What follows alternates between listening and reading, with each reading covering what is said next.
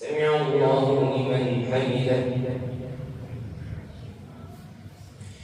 اللهم اهدنا فيمن هديت، وعافنا فيمن عافيت، وتولنا فيمن توليت، وبارك لنا فيما أعطيت، وقنا واصرف عنا شر ما قضيت، إنك تقضي بالحق ولا يقضى عليك، إنه لا يذل من واليت ولا يعز من عاديت، تباركت ربنا وتعاليت.